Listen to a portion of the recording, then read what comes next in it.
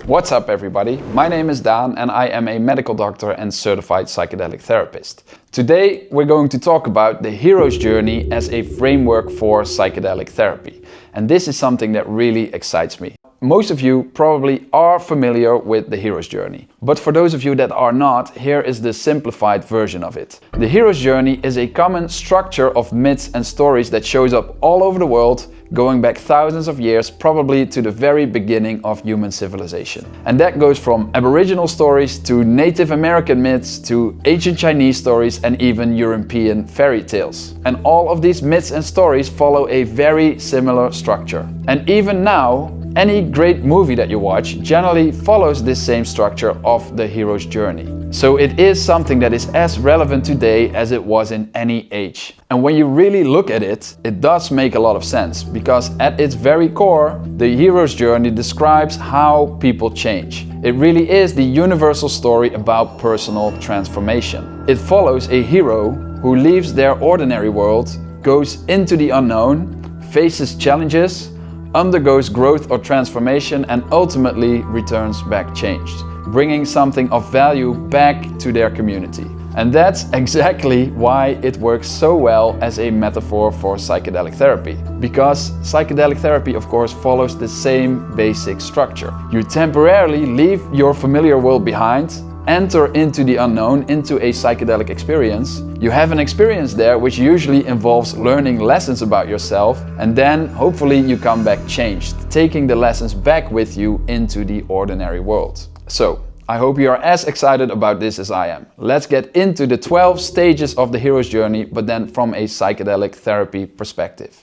Step 1. The ordinary world. This is the starting point of the hero. Life as you know it, which for many people includes suffering in one way or another. And in the people that are considering therapy or psychedelic therapy, there often is quite a bit of suffering. But it is your familiar suffering. It is what is known to you. And there is a level of comfort about that. So at this point, the hero often does experience unease, but there isn't yet a real desire for change. For that, we need to get to step 2. Step 2. The call to adventure. This usually involves a crisis of some kind, an intensifying of the suffering that then sparks an insight, which often is of the kind, I just can't keep going on like this, right? This usually happens when it becomes clear that the pain of staying the same is going to be significantly larger than the pain is going to cause to change. And in doing that, it becomes obvious that something just needs to happen. Step 3. Refusal of the call.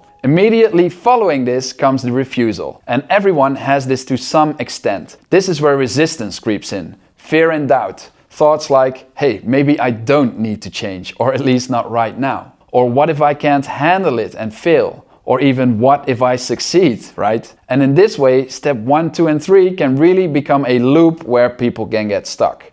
Being unhappy in your ordinary world, then having a crisis that shows you the need to change, and after that resistance creeps in, and that ultimately brings people back into step 1. From very real personal experience, I know that this loop can last for years. So don't feel bad if that's currently your story as well. You are not alone, and at any point in your hero's journey, you can decide to continue. Step 4. Meeting the mentor. Next, the hero meets a mentor or a guide.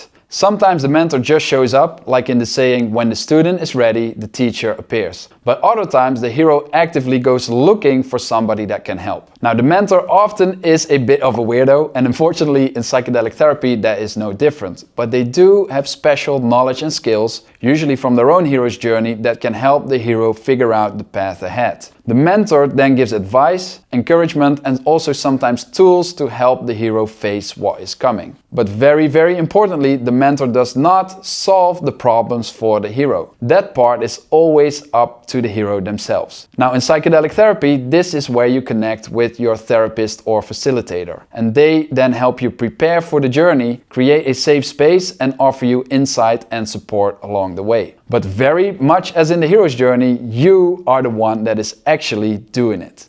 Step 5. Crossing the first threshold. This is when the hero steps outside of the familiar world into the unknown. And this is where the real adventure begins. It's exciting, but it's also scary because nothing that lies ahead feels familiar. So it really is a very big point of commitment here. There's no turning back. In psychedelic therapy, this is when the session really begins. It's when you take your psychedelic medicine. And just like sitting on a plane with the engines running on the runway, there's no putting your hand up here and ask to be escorted off the plane. So from this point on, you have committed to the journey and it will start to unfold.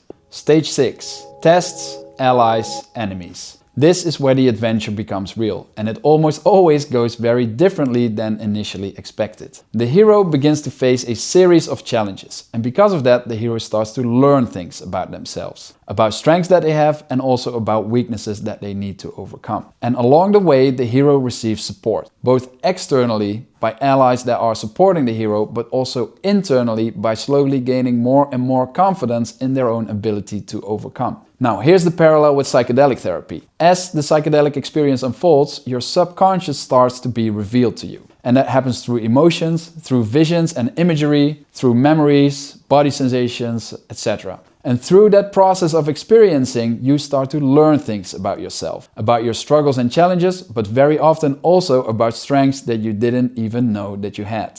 And what we often say here at this point is that the experience either presents itself in the form of a school, dishing out lessons, or as the playground, connecting you to lightness, playfulness, and wonder. And the very important thing to remember, of course, is that schools and playgrounds always go together. Both are equally valid and necessary elements, and both prepare you for what lies ahead further along in your journey. Step 7. The approach to the innermost cave. This is where the hero reaches the edge of the headquarters of their greatest enemy. Think of Frodo approaching Mount Doom in Lord of the Rings. And that comes with a lot of fear, hesitation, and usually with a big urge to slow down or even to turn back at this point. Because what lies ahead can almost feel like too much to handle. The cave represents the core wound, fear, or truth that the hero has been avoiding. So what this stage really is about is the gathering of courage and resources to meet that final confrontation. In psychedelic therapy, this is very similar. You sense that you're approaching something really big and important, something that touches the core of your being. And you feel that completely facing it might be too overwhelming. And therefore the urge to resist or avoid here at this stage is typically very, very strong. But that resistance really is the signpost that you have arrived right at the heart of the work that you have to do. And it is completely normal if it feels overwhelming. And the beautiful thing is that psychedelic therapy really is a process, not a single leap. So even if you don't face it fully this time,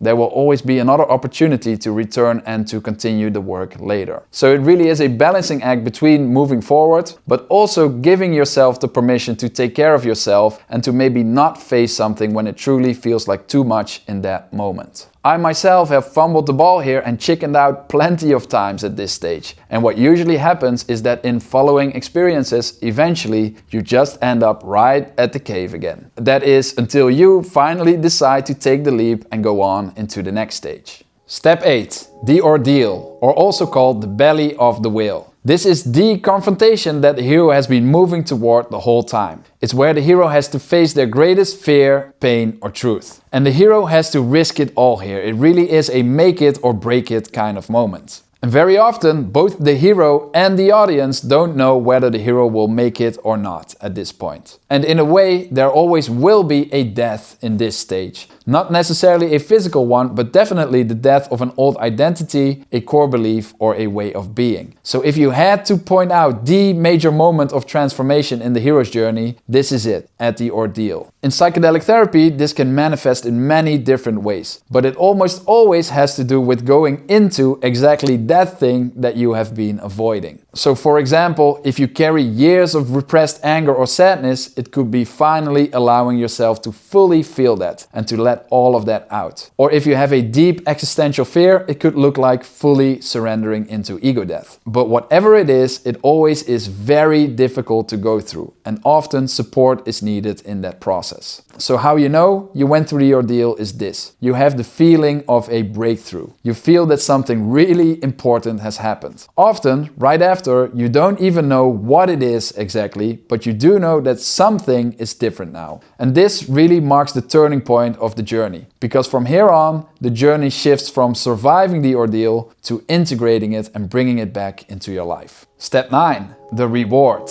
After the ordeal comes what's known as the reward, also sometimes called seizing the sword. But the most important thing that the hero gains here isn't the material. It's not the power, the victory, or the princess. The most important thing is inner peace. It was Carl Jung who pointed out that happiness is not just about having pleasure, but rather happiness is the absence of fear and inner conflict. And this is exactly what tends to happen in psychedelic therapy once the central struggle has been overcome. Many people describe it as the feeling of a massive weight that has been lifted off their shoulders. And when that happens, they become aware of the transcendent peace and beauty that always was already there. It just had been covered up by their struggles. And now, at least for the moment, they have discovered it again. And therefore, this probably is my favorite stage to witness in clients, seeing them bask in their hard-won inner peace. So I always encourage them to really stay with that feeling for as long as they can, before inevitably they have to move on into the next stage.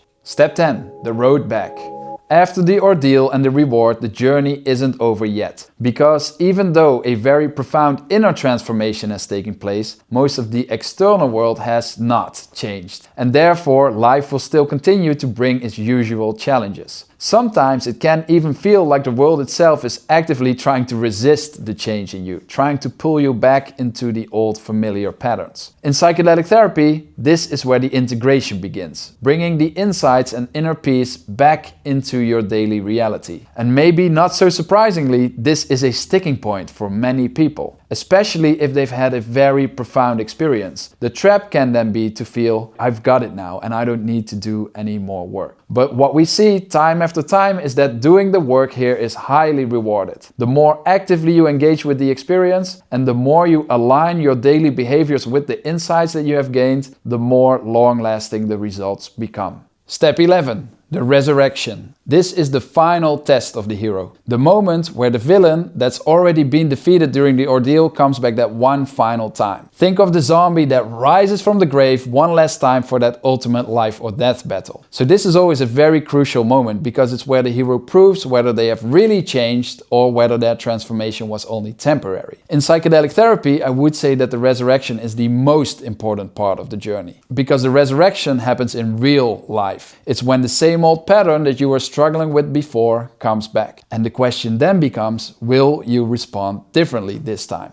And that process often looks different than in the movies, much more like a step-by-step process. Because as they say, the psychedelic medicine can show you the way, but you have to still actually walk it. So that's what the resurrection is about applying what you have learned in your daily life, about walking it step by step so that you can be free. Step 12. Return with the Elixir. This is when the hero returns back home after their adventures, often bringing something of benefit back to their community. And that could really be many things like experience, wisdom, or even some kind of magical object. But what is universal here is that there is a sense of closure. A lesson is learned and the hero has changed for the better. And very often that change then inspires the world around the hero as well. Now in psychedelic therapy, this is the moment when you know you have changed in real life. You have seen through the patterns that made you struggle and you have implemented the changes in your life to overcome these. And this then very often has a remarkable effect on the people around you. Because what I hear time after time from clients is that the people around them and their work, their family, or even strangers that they meet, notice that there's something about them. They'll say that they seem different, like they are radiating positive energy. And then of course they would like to know how that happened. So I would say that that's the real elixir that you bring back to your community. That after your journey you now embody the potential for personal transformation. And that has a massively positive effect on everyone around you because it's deeply inspiring, right? Because the real secret is that most people around you have been struggling in one way or another. And really often they've been stuck there for a very long time. So if they see that change is actually possible, that can then inspire them to go on their own individual hero's journey, which might or might not involve psychedelics. Because please remember people, there are many ways up the mountain of personal transformation. The psychedelic road just happens to be the one that I specialize in.